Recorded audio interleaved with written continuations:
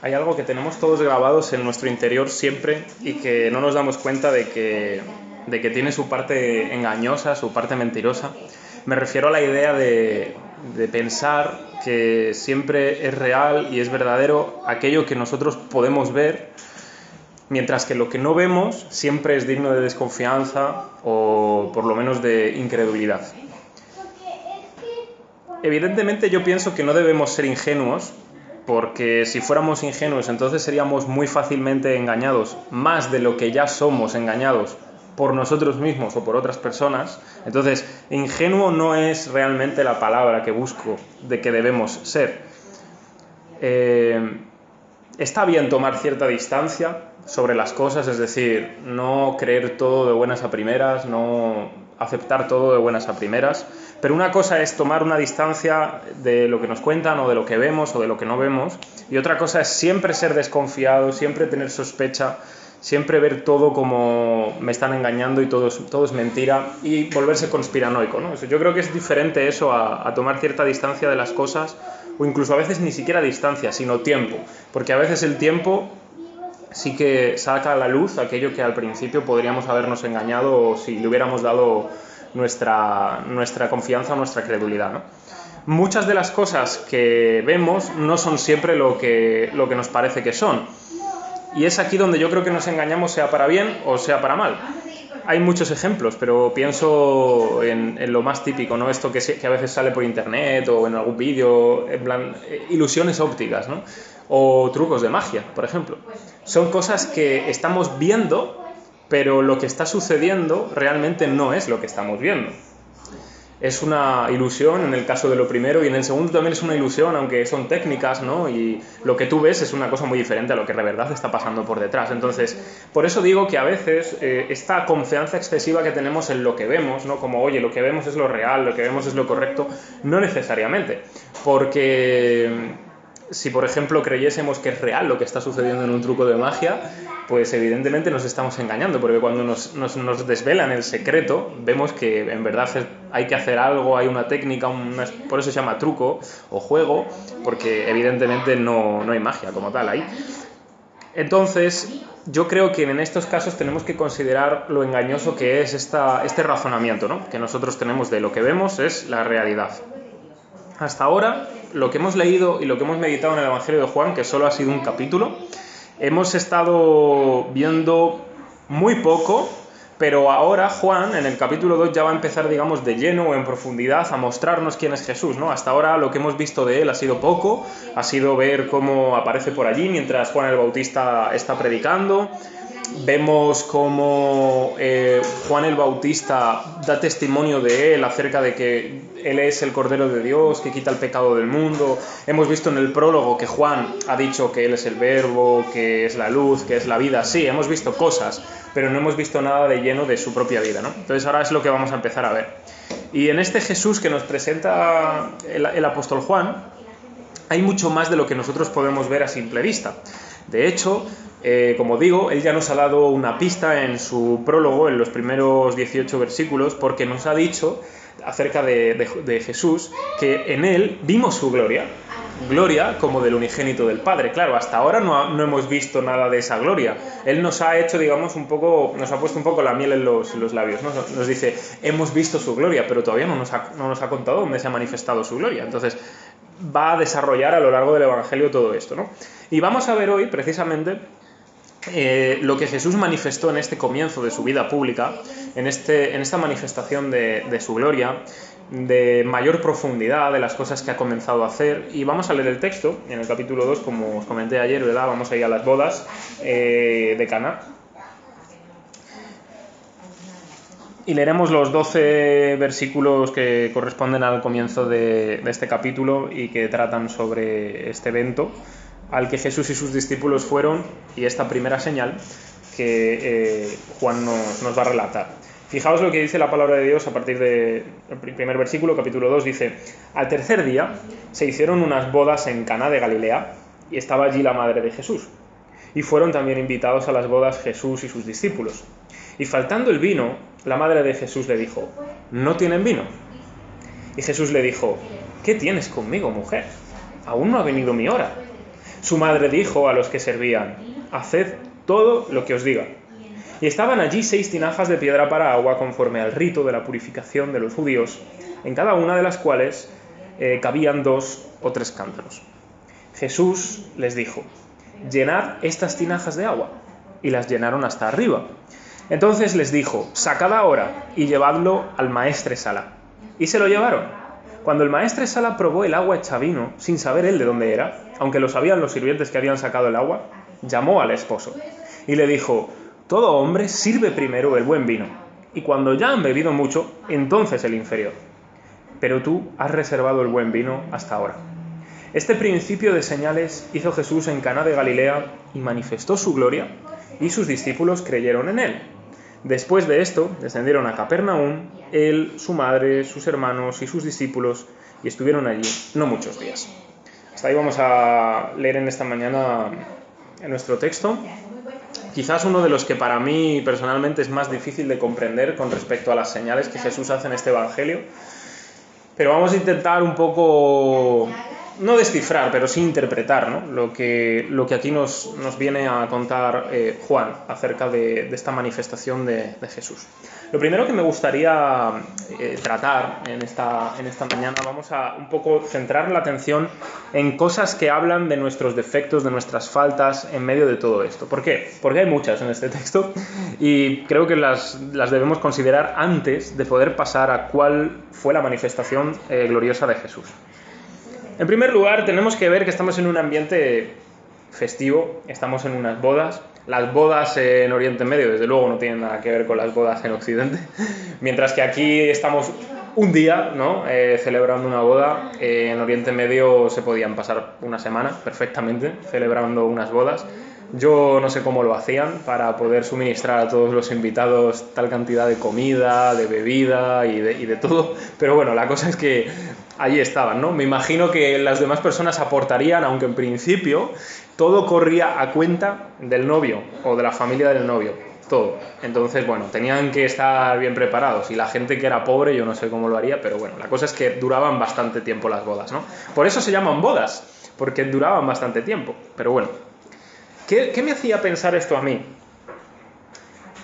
Por un lado, que mientras estamos en este mundo, mientras estamos en la tierra, vivimos cosas que son comunes, que son corrientes, que son normales para todos los seres humanos. En este caso, una boda, pero podríamos hablar de muchísimos otros aspectos sencillos y simples del día a día y de la vida, ¿no? Cuando nos invitan a cierta cosa, o a cierto evento, o a cierto lugar, bueno, pues estamos viviendo nuestra vida común y corriente. Pero ¿cómo deberíamos vivir nuestra vida común y corriente?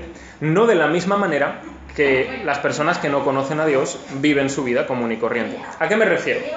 Deberíamos entender que aunque podemos disfrutar y hasta podemos alabar a Dios disfrutando de las cosas comunes y corrientes de la vida, tendríamos que considerar que todas estas cosas van a desaparecer, que todas estas cosas, por buenas que sean, no son lo mejor, no es lo más esplendoroso, no es la presencia de Dios mismo, ¿no?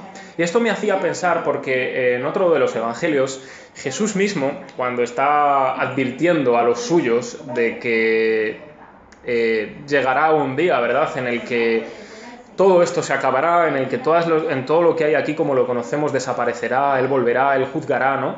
Dice que seamos vigilantes, es decir, que velemos en nuestra vida. ¿Por qué? Porque dice, como en los días de Noé será en aquellos días, que la gente se casaba, se daba en casamiento, comía, bebía, es decir, cosas comunes y corrientes, dice, hasta que llegó el día del diluvio y se los llevó a todos por delante. ¿Qué quiere decir Jesús? No vayáis a nada, no viváis nada en la vida, no divirtáis. No es lo que está diciendo. Lo que está diciendo es, tened en cuenta y velad, porque como pasó en los tiempos de Noé, pasará así cuando el Hijo del Hombre venga. Estaréis haciendo vuestra vida común y corriente y de repente, de un momento a otro, vendrá y todo se acabará. Entonces, si disfrutas de esto está bien, pero con la mira puesta en lo que va a venir o la mira puesta en que estas cosas que disfrutamos no son la eternidad, no son lo que de verdad estamos esperando, ¿no? Y esto lo digo ¿por qué? Porque al fin y al cabo estamos en un contexto de una boda. Desde luego que no creo que nadie vaya a ir a una boda para amargarse la vida. Irá para divertirse, irá para disfrutar de ese momento, para comer, para beber, para festejar o bailar, lo que sea, ¿no? Pero debemos tener en consideración que eso no es el final, que eso no es lo mejor, que no es la máxima experiencia del mundo que vamos a tener, que no va a ser lo que nos va a llenar ni satisfacer y que en cualquier momento eso puede dejar de ser, desaparecer y punto y final, ¿no? Otra cosa que me daba cuenta mientras leía este texto, para compartirlo con vosotros, es que todos enfrentamos problemas, todos enfrentamos dificultades, todos enfrentamos necesidades, seamos o no seamos creyentes. No tenemos aquí los detalles de estos novios. No sabemos quiénes son, no sabemos si son creyentes, no sabemos si no... A ver, podemos deducir, ¿no?, que generalmente, pues, dentro de Israel en aquel entonces, pues, pocos habría que no fueran creyentes, pero la mayoría, desde luego, que consideraba a Dios, consideraba su religión, ¿no? Pero sea como sea, esta gente, en este momento de la fiesta, se ven en una dificultad, se ven en una necesidad, y tú dirás, bueno, tampoco es como para tanto, algo se podrá hacer. Bueno, claro, quizás a nosotros nos lo parece así, pero tenemos que colocarnos en el lugar de ellos, en el tiempo de ellos, y considerar qué sucedería si nosotros estuviéramos en su lugar. En primer lugar, si somos el novio, tenemos un problema, porque a nuestra cuenta corre todos los gastos, corre todos los suministros y corre todas las provisiones. Si te has quedado sin vino y la fiesta todavía va a durar varios días probablemente, pues tienes un problema, la verdad, porque no tienes un Mercadona, no tienes una bodega de vino cerca para ir a comprarlo rápidamente, ¿no? Estás en una aldea en la cual de repente en tu boda, pues la gente lo que quiere es pasárselo bien y entre ello está, pues, beber vino, ¿no? Entonces, problema, dificultad, necesidad. Y este hombre a lo mejor pues era todo lo creyente que podemos imaginarnos y aún así se ve con esta dificultad, se ve con la necesidad de que de repente no tiene para darle vino a sus invitados.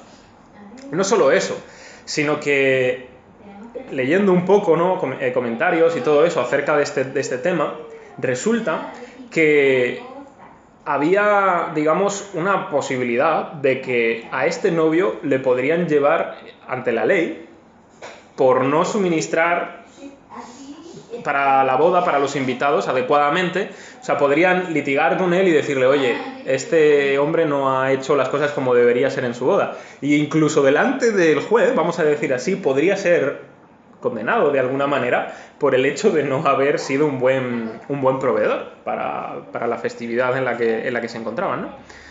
Bueno, y ya no te voy a decir en una cultura como esta, en la que la honra es muy importante. Si tú, de repente, a los 3 días, vamos a suponer, porque no sé exactamente cuántos días llevarían, ¿no?, pero vamos a decir, a los 3 días de tu boda, todavía falta no sé cuánto, tú te quedas sin lo importante, sin el vino, sin la provisión, pues imagínate la deshonra que eso es para ti, la deshonra que es para tu familia, la deshonra que es para el nombre de tu propio hogar, ya también de tu mujer, de tus suegros, todo eso, ¿no? Y encima vives en una aldea, que no es que me digas, vivo en Madrid, ¿sabes? Me conocen 3 o 4, no, toda la aldea va a saber de ti, toda la aldea ya sabe que, oye, cierta deshonra estás marcado.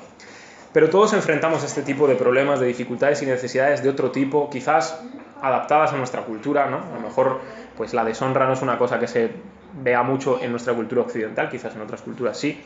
Pero bueno, sea como sea, todos nos enfrentamos con este tipo de cosas en algún momento de nuestra vida. Aunque seamos creyentes, también podemos vernos en este tipo de necesidades materiales, pueden ser también, de falta de provisión, por ejemplo, o cualquier otra cosa que se te ocurra, ¿no? Todos sufrimos de esto.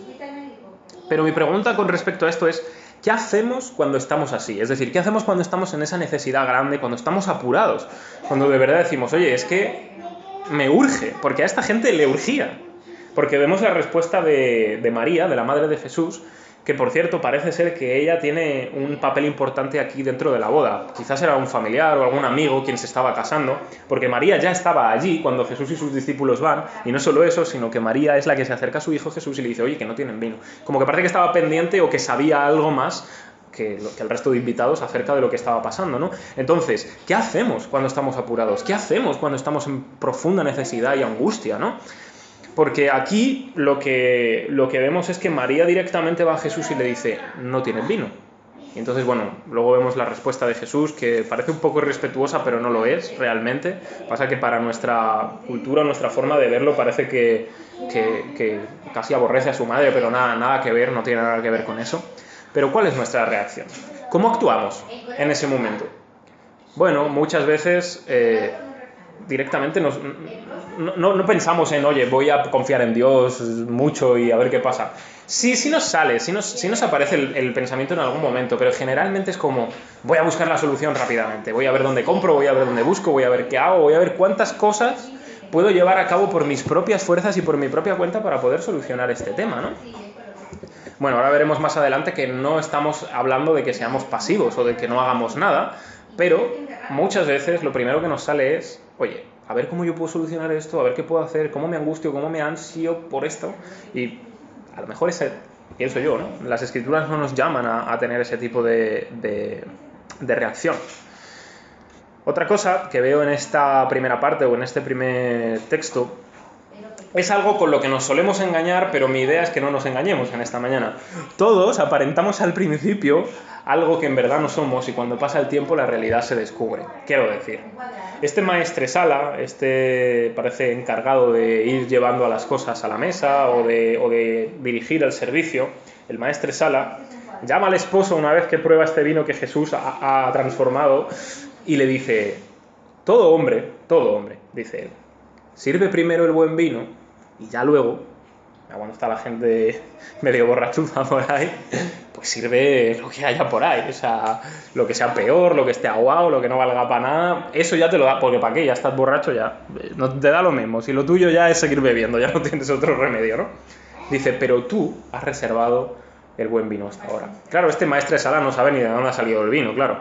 Entonces llama al esposo porque evidentemente es lo que él piensa, ¿no? Oye, este esposo ha reservado un buen vino hasta ahora.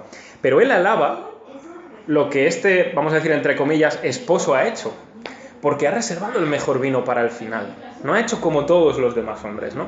Pero esto lo que nos viene a manifestar es un poco la reacción que todos tenemos. Al principio todo bien, al principio podemos aparentar todo bien, pero a la larga, tarde o temprano, se va a descubrir todos nuestros trapos sucios de alguna manera, todas nuestras miserias, toda nuestra realidad verdaderamente profunda, ¿no? Al principio a lo mejor, oye, mira, el despliegue de todo lo bueno, ¿no? Pero tarde o temprano, quien te conoce o quien te empieza a averiguar, quien te empieza a ver, quien te empieza a descubrir, oye, aquí al principio había demasiadas cosas buenas y ahora de repente con qué me estoy encontrando, ¿no? Esa es nuestra realidad. Miserable, pero en definitiva tenemos que convivir con ella porque así somos, ¿no? Por eso, en este primer punto, en esta primera meditación, quería centrarme en esto, ¿no? En todas las cosas que vemos como faltas en medio de nosotros mismos, de nuestra vida, de esta situación, de este evento en el que estamos ahora mismo en las bodas de Caná. Pero gracias a Dios que Él es abundante, ¿no? Gracias a Dios que Él tiene mucho más para suplirnos y para darnos. Entonces, ¿qué cosas descubrimos en este texto que nos hablan, ya no de nuestras faltas, que eso ya lo acabamos de meditar y somos conscientes, pero qué nos habla este texto acerca de Dios mismo y de su abundancia?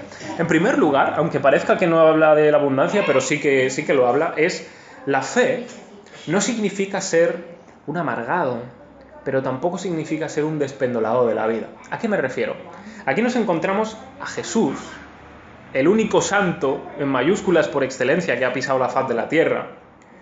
Y él es invitado a unas bodas y no se lo piensa. Él dice, voy a la boda, claro que sí. Y disfruta de estar en la boda. Y yo me imagino que Jesús habrá comido rico, habrá disfrutado de la comida, habrá bebido vino, habrá festejado, habrá bailado, habrá hecho todas las cosas, se habrá reído, en definitiva, se ha alegrado su corazón estando en esta boda. Ahora, lo que sí es cierto es que Jesús no se habrá pasado con la comida, no habrá sido un hombre lleno de gula, no ha sido codicioso, no se ha emborrachado, no ha usado malas palabras, no ha pecado en ningún momento en medio de toda esta situación. Es decir, lo que tú y yo haríamos, él no lo hizo en este momento. Por eso digo que la fe no tiene nada que ver ni con ser un amargado de la vida, pero tampoco con ser un despendolado, ¿no? En Jesús lo vemos. Cómo Jesús puede disfrutar de las cosas sin ser un amargado, sin estar en ese lado en el que muchas veces algunas personas creyentes están, ¿no? Como que parece que todo lo que tenga que ver con la alegría y con la festividad, malo, malo, malo, malo y malo. Pero tampoco es un aspecto súper liberal de aquí, venga, todo, vale, y pasárnoslo bien y pase lo que pase, bueno, aquí se quedará, ¿no? Lo que pasa en Las Vegas se queda en Las Vegas, no, tampoco es eso. Entonces Jesús nos muestra un camino adecuado. La verdadera actitud cristiana para disfrutar de la vida es esta. Cómo Jesús vive, cómo Jesús disfruta de las cosas. Otra cosa que podemos ver en este texto es que Jesús, cuando actúa, cuando Él lleva a cabo una acción, no lo hace en base a lo que nosotros le decimos o a lo que nosotros le podemos exigir. Él actúa según su plan. Porque en este caso, cuando su madre, cuando María llega y le dice, no tienen vino, Jesús le dice, ¿qué tienes conmigo, mujer? Aún no ha llegado mi hora, ¿no? Como viniendo a decir, y esto es una expresión respetuosa en el entonces, ¿no? Es como que le está diciendo, ¿qué tenemos que ver tú y yo con esto ahora, ¿no? O sea, ¿qué papel nos toca aquí a nosotros? O sea, no ha llegado todavía mi momento para manifestarme públicamente. Estoy aquí disfrutando de esta fiesta, ¿no? Todavía no he empezado, digamos, mi ministerio a tope, vamos a decir. Entonces él no actúa porque María, su madre, le diga, oye, que no tienen vino, venga, ponte, ¿no? Como diciendo, aligera. No está actuando porque María se lo ha dicho, ni porque se lo diga a cualquier otro. Él va a empezar a actuar porque él quiere. De hecho, la respuesta que le ha dado a María un poco sería, no cortante, pero sí como para entender, oye, soy yo el que hace, ¿no? Digamos, en este caso.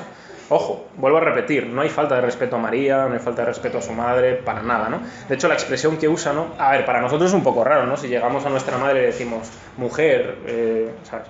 Un poco raro, como muy distante. Pero en este caso, ¿no? Era bastante respetuoso, es difícil la traducción, sería como decir señora, ¿no? Es una cosa más respetuosa. Quizás en Latinoamérica se usa más, no tanto en España. Pero es la misma palabra que utiliza cuando él está en la cruz y le dice, mujer, he ahí tu hijo, ¿no? Y se lo dice a Juan para que vivan juntos, ¿no? Porque Jesús era el hermano mayor, era el hijo mayor de la familia. A él le correspondía todo, toda la responsabilidad que tenía de su madre.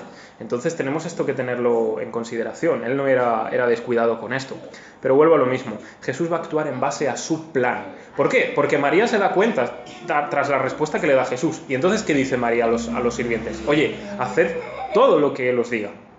Y entonces, a partir de ese momento, Jesús es cuando dice, bueno, id a por agua, llenad de esto, tal y cual. Ahora veremos un poco más eso, ¿no?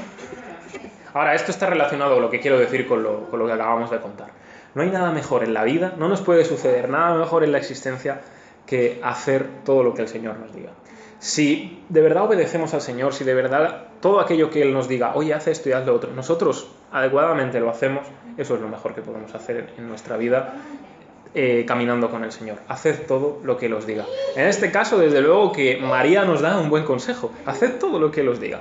Y el Señor siempre, cada vez que nos ordene algo, cada vez que nos mande algo, bien sabemos que es bueno, bien sabemos que va a ser para algo que sirva para su gloria y para nuestro propio bien, aunque a nosotros, pues, no nos lo parezca, ¿no? Algo que podemos descubrir en medio de lo que estábamos meditando acerca de las necesidades y dificultades que tenemos es que incluso en medio de las dificultades, en medio de las necesidades, en las que no podemos hacer nada como tal, en las que es que no, por más que yo intente hacer algo y buscar la manera, todavía en medio de eso Jesús nos está utilizando, nos está usando. Fijaos en este caso.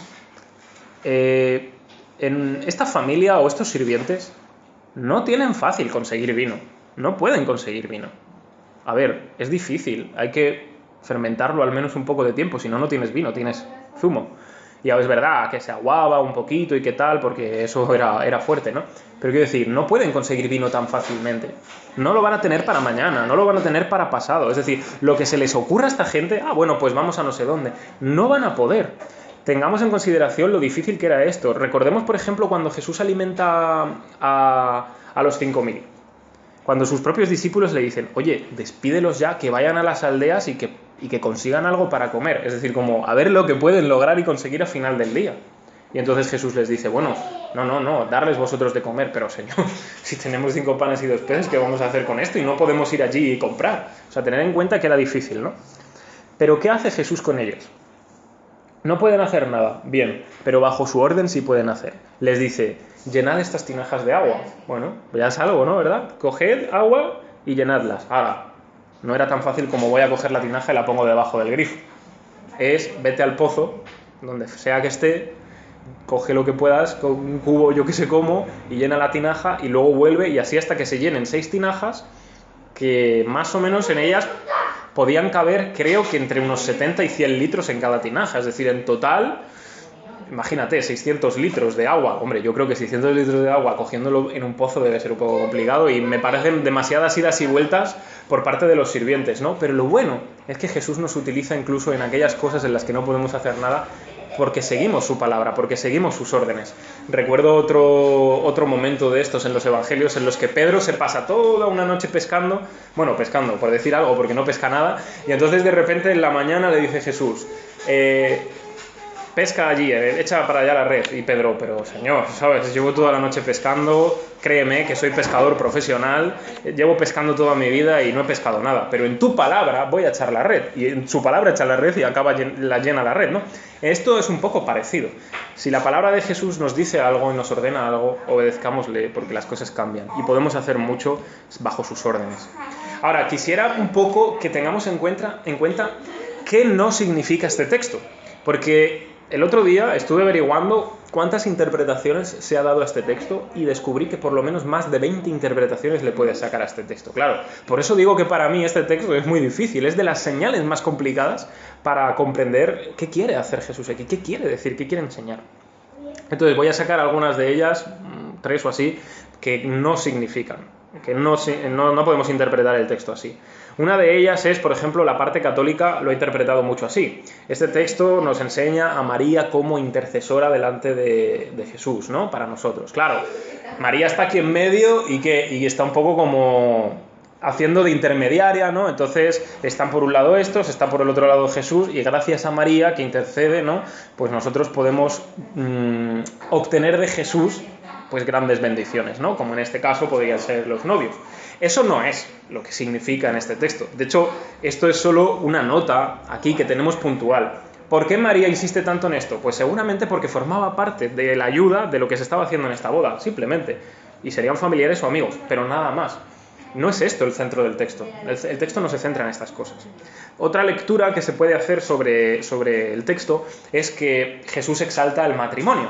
Hombre, Jesús exalta el matrimonio, eso lo sabemos, y lo hace en otros textos de la palabra. Pero este texto en particular no creo que nos quiera enseñar la exaltación del matrimonio. Por más que Jesús actúe en medio de una boda, en medio de un matrimonio y les da grandes bendiciones. Creo que no significa eso el texto porque... Entonces, ¿qué tendría este texto que enseñar a la gente que no se casa o a la gente que no se quiere casar? Nada. Bueno, sí, el matrimonio, que es muy exaltado y muy bonito. Hombre, está bien, ¿sabes? Podemos sacar algo en claro acerca del matrimonio, podemos sacar cosas interesantes.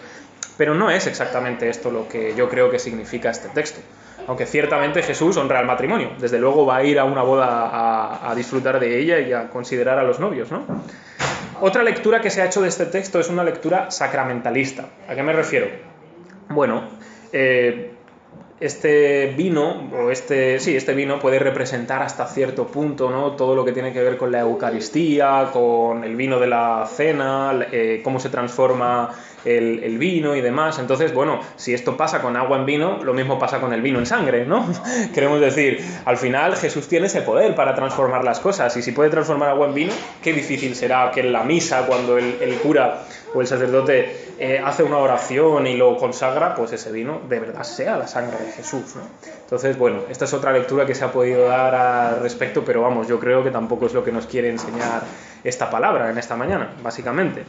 Entonces, estos son algunos de las maneras que se puede interpretar. Si queréis, de hecho os lo recomiendo, buscad por ahí por internet interpretaciones acerca de este texto. De hecho, un buen lugar en donde podéis buscarlo, yo lo hice así también, fue preguntarle a ChatGPT, por favor, dame interpretaciones evangélicas acerca de este texto. Y salen muchísimas, son buenísimos, y lo expresa muy bien, recoge muy bien la información. Entonces os lo recomiendo. Que creo que también hay una última cosa que podemos averiguar en este punto acerca de Jesús mismo. Bueno, yo creo que en este texto también lo que se nos está manifestando, y para ir enfocándolo ya hacia el verdadero protagonista de esta historia, creo que Jesús es lo mejor que se nos ha sido dado al final. Igual que este Jesús ha convertido el agua en vino y ha hecho el mejor vino que haya podido probar esas bocas en esa fiesta, y el propio maestresala tiene que reconocer que es el buen vino, el mejor vino, que lo ha guardado el esposo hasta el final, yo creo que Jesús es lo mejor que Dios se ha reservado para el final. ¿Y qué quiero decir con esto? Que Dios evidentemente se manifestó a los hombres desde el principio, y les dio su ley, y les dio su palabra, y les habló de muchas maneras. Pero ¿qué dice el autor de Hebreos? Que Dios, habiendo hablado muchas veces, de muchas maneras en otro tiempo por los profetas, ahora, nos ha hablado por el Hijo. Y luego se encarga en toda la carta de Hebreos de manifestarnos cómo Jesús es mejor que Moisés, cómo Jesús es mejor que la ley, cómo Jesús es mejor que todo, básicamente, que Jesús es lo mejor. Entonces yo creo que por aquí sí que podemos apuntar. Yo creo que Dios nos está mostrando cómo Él ha revelado, cómo Él ha manifestado y provisto lo mejor para el final de los tiempos en los que ya vivimos desde que Jesús vino a este mundo, y Él es verdaderamente lo mejor. Por eso me gustaría que para terminar meditemos acerca de lo que yo creo que este texto nos quiere enseñar, de la correcta interpretación de este texto. En primer lugar, tenemos que considerar una cosa. En el Evangelio de Juan hay 7 señales, esta es la primera, y Juan ordena todo su evangelio en base a las señales. Lo que él quiere manifestar con las señales no es solo que Jesús es un gran hacedor de milagros, sino que las señales siempre son milagros que apuntan en dirección a un significado más profundo, ¿no? Bueno, esto pasa como si nosotros vamos por la carretera y vemos una señal, ¿no? A veces vemos una señal y no quiere decir que automáticamente ya va a pasar eso, sino que te está advirtiendo de que muy pronto lo que te está diciendo esa señal se va a cumplir. Bueno, en este caso es un poco parecido. Las señales que Jesús hace son más que lo que podemos ver. O sea, no solo es, bueno, Jesús ha convertido el agua en vino, guau, maravilloso, ¿no? Y como hacen mucha gente por internet, ¿no? Sobre todo ateos que he visto por ahí, a todos les encanta este milagro, ¿no? Ah, qué bueno, que Jesús convierte el agua en vino, ojalá siempre, ¿no? Bueno, lo típico, ¿no? Amigos, esto es mucho más que Jesús convierta el agua en vino. Jesús está manifestando algo mucho más profundo acerca de esto. Él realmente va más allá de lo que nosotros podemos ver con este milagro. En particular, nos está diciendo Juan en el versículo 11 lo que esto significa. Dice, este principio de señales hizo Jesús en Caná de Galilea y manifestó su gloria. Y sus discípulos creyeron en él. Eso es lo que está haciendo Jesús. Está manifestando su gloria.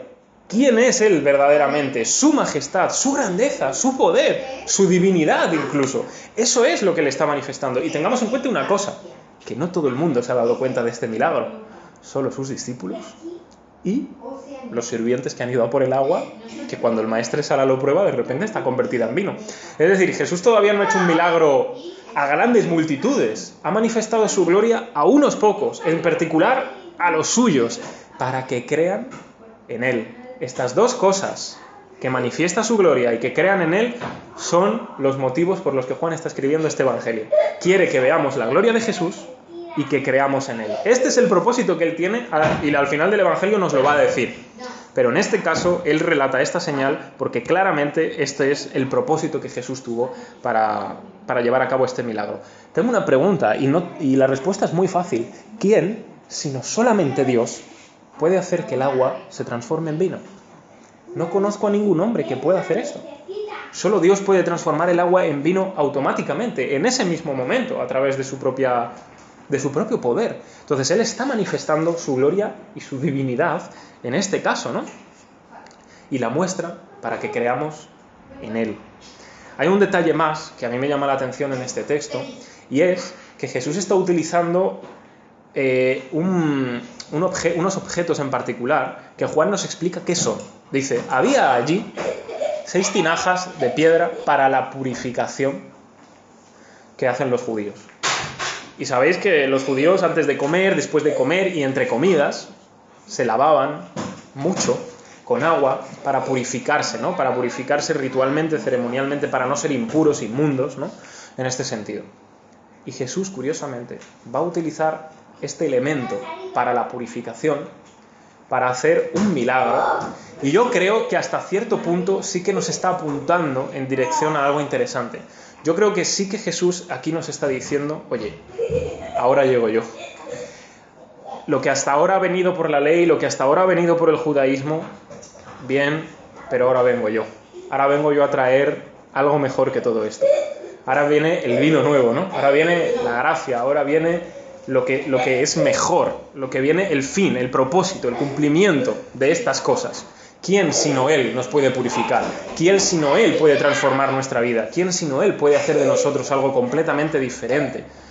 Esto es, yo creo, también un buen punto en el que podemos meditar en esta mañana. Me gustaría, para terminar, leer unos textos.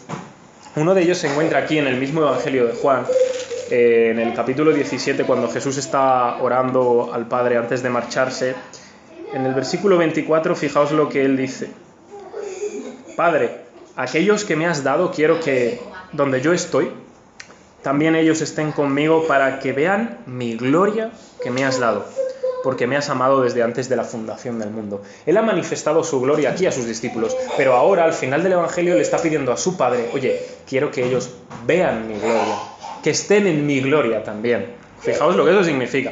Luego en el Evangelio según Marcos, también hacia el final, en el capítulo 14, en el versículo 25, hay un detalle interesante, que él dice: de cierto os digo que no beberé más del fruto de la vid, o sea, no beberé más vino, hasta aquel día en que lo beba nuevo en el reino de Dios. Y esto yo creo que nos está apuntando en una dirección que creo que es la adecuada y la correcta en la que tenemos que pensar en esta mañana. Hoy no nos podemos quedar con la idea de que qué bonito la boda y qué bonito que Jesús iba a fiestas y que Jesús es muy majo y muy amable.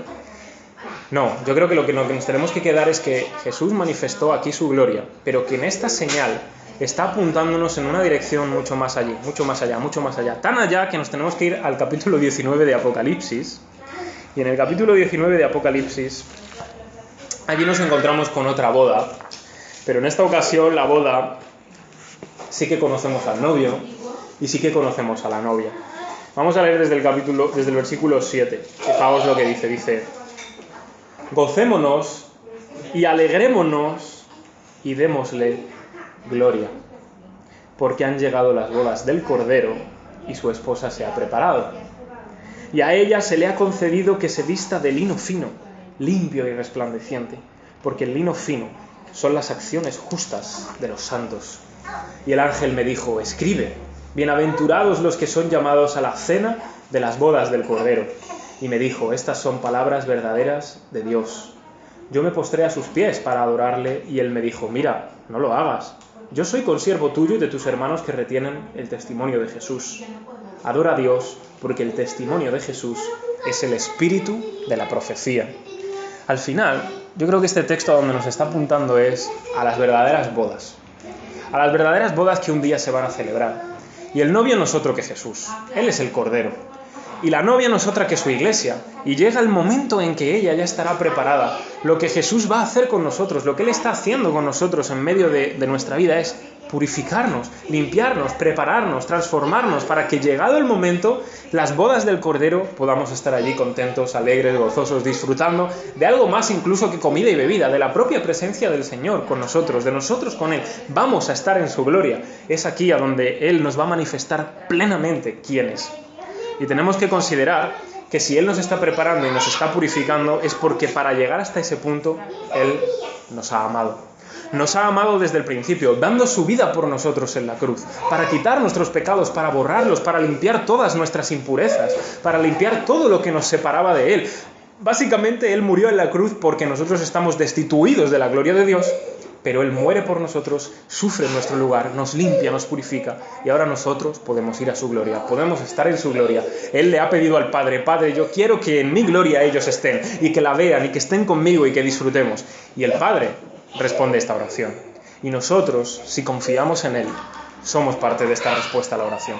Vamos a estar un día con Él, vamos a estar en su gloria, vamos a estar limpios, resplandecientes, purificados, limpios, y allí desde luego que vamos a estar con algo muchísimo mejor, que no es otra cosa que la propia presencia de Jesús. Me gustaría entonces que con esto en mente, verdaderamente, podamos darle las gracias a Dios, podamos pedirle a Él y podamos suplicarle y pedirle sobre todo que nos prepare, que nos limpie, que nos purifique, que nos transforme, para que podamos estar en ese día limpios y sin mancha delante de Él.